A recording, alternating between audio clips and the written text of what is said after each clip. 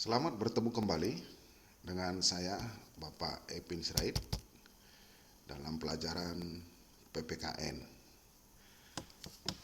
Ya, untuk kelas 7 semester 1, materi kita hari ini adalah arti penting norma dalam mewujudkan keadilan.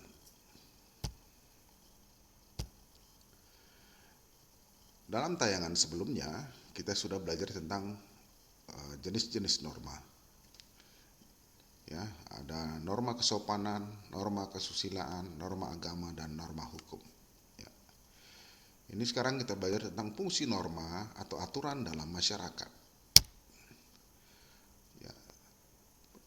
Dalam masyarakat, norma berfungsi sebagai pedoman dalam bertingkah laku. Apa artinya? Ya, norma memuat aturan tingkah laku masyarakat dalam pergaulan sosial. Jadi dalam pergaulan sosial itu norma dibutuhkan ya untuk mengatur tingkah laku masyarakat agar tidak terjadi kesewenang-wenangan. Yang kedua, menjaga kerukunan anggota masyarakat. Ya, norma mengatur agar perbedaan di tengah masyarakat tidak menimbulkan kekacauan atau ketidaktertiban. Jadi norma juga mengatur agar kita ketahui dalam lingkungan masyarakat banyak terdapat perbedaan. Tetapi norma dibuat untuk mengatur agar perbedaan itu tidak menjadi sebuah perselisihan.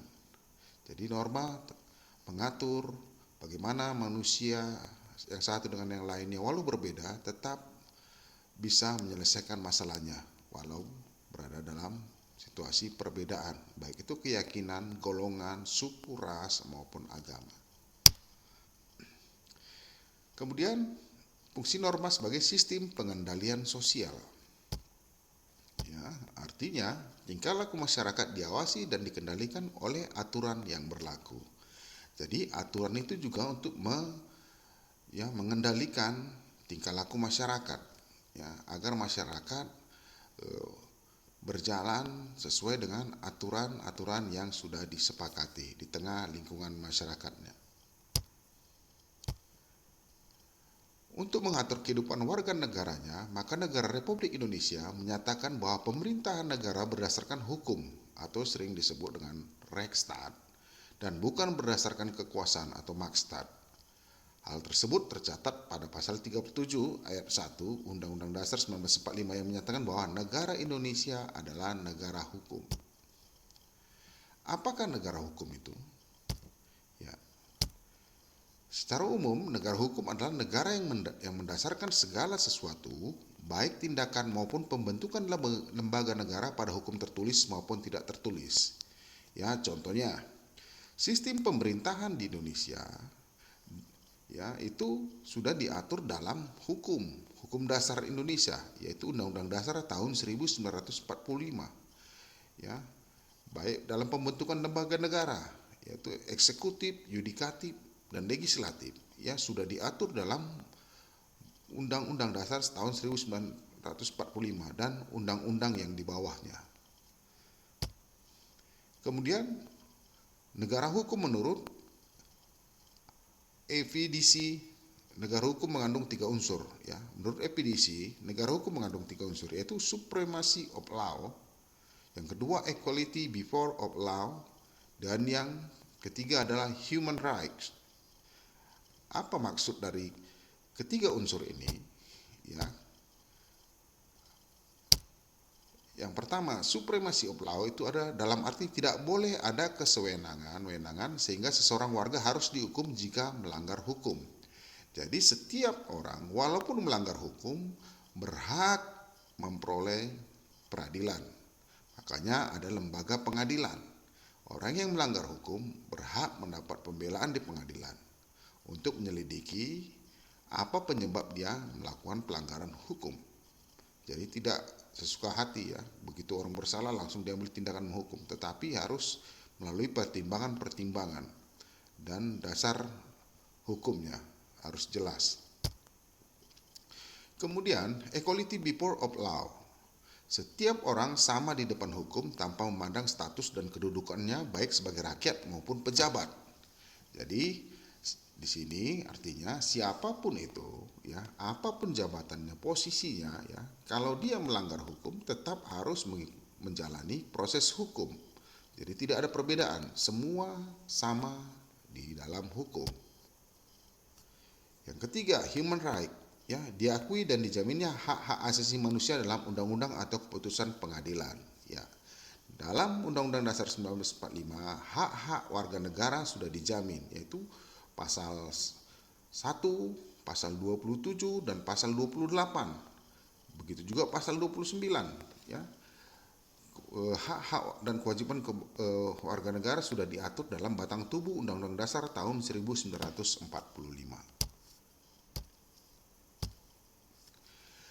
Jaminan bahwa negara Indonesia sebagai negara hukum tercantum dalam pasal 1 ayat 3 dan pasal 27 ayat 1 yang berbunyi, segala warga negara bersamaan kedudukannya dalam hukum dan pemerintahan dan wajib menjunjung hukum dan pemerintahan itu dengan tidak ada kecualinya. Jadi setiap hukum yang dikeluarkan oleh pemerintah, ya, wajib, ya, kita harus tunduk sebagai warga negara, dan pemerintah juga harus tunduk pada hukum negara. Jadi tidak pandang bulu, ya. Kemudian norma hukum tidak dapat jalan sendiri. Untuk mencapai tujuan keadilan, maka diperlukan alat-alat perlengkapan negara untuk memaksakan berlakunya norma hukum. Adapun alat-alat negara yang diberi wewenang untuk menjalankan norma hukum tersebut adalah polisi, jaksa, dan hakim, ya. Di sini maksudnya gini. Norma hukum tidak mungkin dapat berjalan kalau tidak ada, ya, alat-alat perlengkapannya, ya, seperti polisi, ya. Polisi untuk mengawasi, ya, tindakan-tindakan, ya, segala sesuatu yang berhubungan dengan pelanggaran hukum. Sementara jaksa adalah wakil dari pemerintah untuk menjatuhkan, ya, melakukan tuntutan hukum bagi orang, kelompok, atau instansi yang melanggar hukum. Dan hakim adalah sebagai kepercayaan negara untuk memberikan vonis bagi pelanggar hukum. Jadi norma hukum tidak dapat berjalan sendiri kalau tidak adanya alat-alat negara yang diberi wewenang untuk berjalannya norma hukum. Kemudian fungsi hukum secara garis besarnya. 1. Fungsi hukum memberi pengesahan legitimasi terhadap apa yang berlaku dalam masyarakat. 2. Fungsi hukum sebagai alat rekayasa masyarakat. 3. Fungsi hukum sebagai sarana pembentukan masyarakat, khususnya sarana pembangunan. Dan 4. Fungsi hukum sebagai senjata dalam konflik sosial, ya. Kita awali dari pertama, ya. Fungsi hukum memberi pengesahan atau legitimasi terhadap apa yang berlaku dalam masyarakat. Artinya, ya, hukum yaitu memberikan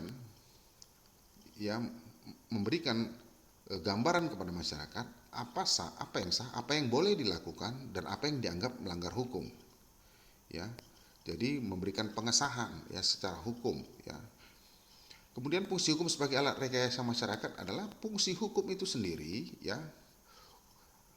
untuk merekayasa segala tingkah laku masyarakat di tengah lingkungan sosialnya. Kemudian fungsi hukum sebagai sarana pembentukan masyarakat, khususnya sarana pembangunan, ya. Hukum dipakai, ya, untuk jelas hakikatnya untuk keadilan dan kemakmuran, ya. Jadi hukum dipakai sebagai sarana pembentukan masyarakat, khususnya sarana pembangunan. Artinya masyarakat, ya, yang taat hukum, ya, hukum dibuat negara agar masyarakat taat hukum, tunduk kepada hukum. Karena sifat hukum itu adalah memaksa, mengatur, ya. Artinya mengatur di sini untuk kepentingan negara dalam pembangunan, ya, misalnya bayar pajak, ya, ada sanksinya, ada hukumnya, ya. Karena pada hakikatnya fungsi sifat hukum itu ada tiga, ya. Sifat hukum ada tiga, yaitu memaksa, mengatur, dan melindungi. Kemudian fungsi hukum sebagai senjata dalam konflik sosial, artinya hukum dipakai untuk menyelesaikan masalah-masalah konflik yang terjadi di lingkungan masyarakat, ya, baik negara dengan warga negara antar warga negara dan warga negara dengan warga negara dengan instansi seperti itu ya. Jadi ada hukum itu sebagai senjata dalam konflik, untuk menyelesaikan sebuah konflik ya, dibutuhkan hukum. Ya. Kemudian tujuan hukum untuk mewujudkan nilai-nilai keadilan. Apa nilai-nilai keadilan yang diwujudkan itu? Ya, yaitu satu, keadilan distributif, yaitu suatu hubungan keadilan antara negara terhadap rakyatnya. Artinya negara yang wajib memenuhi keadilan dalam bentuk keadilan membagi yang didasari oleh hak dan kewajiban. Contohnya dalam pemberian subsidi, ya, pemberian subsidi baik di bidang pendidikan seperti dana BOS, ya, itu yang distribusikan pemerintah, dibuat undang-undangnya, siapa yang berhak dan siapa yang tidak berhak, siapa yang wajib, ya, seperti itu. Kemudian keadilan legal, yaitu hubungan keadilan antara warga negara dan pihak warga negara wajib mematuhi undang-undang yang berlaku. Artinya segala sesuatu yang dianggap legal adalah yang sesuatu yang tidak melanggar undang-undang dan wajib dipatuhi oleh seluruh warga negara. Kemudian keadilan komutatif, yaitu mengatur hubungan keadilan antara warga yang satu dengan yang lainnya. Ya, baik dalam hubungan sosialnya, baik hubungan kerja atau hubungan bisnis dan perdagangan sudah diatur ya. Dalam istilah hukum berdasarkan isinya ada dua hukum ya, disebut dengan hukum publik dan hukum privat. Ya. Hukum publik mengatur hubungan antara negara dengan warga negaranya, ya, dan mengatur segala tingkah laku warga negaranya. Kalau hukum privat, hukum sipil biasanya lebih disebut dengan hukum juga masuk dalam hukum dagang atau perniagaan. Ya. Demikianlah uraian singkat kita mengenai pelajaran norma hukum pada saat ini. Di tayangan berikutnya kita akan lanjut ke materi yang berikutnya ya, masih mengenai hukum. Jadi saya kira apa yang saya sampaikan pada saat ini bisa dipahami dan mengerti. Jadi sampai di sini dulu. Sekian dan terima kasih.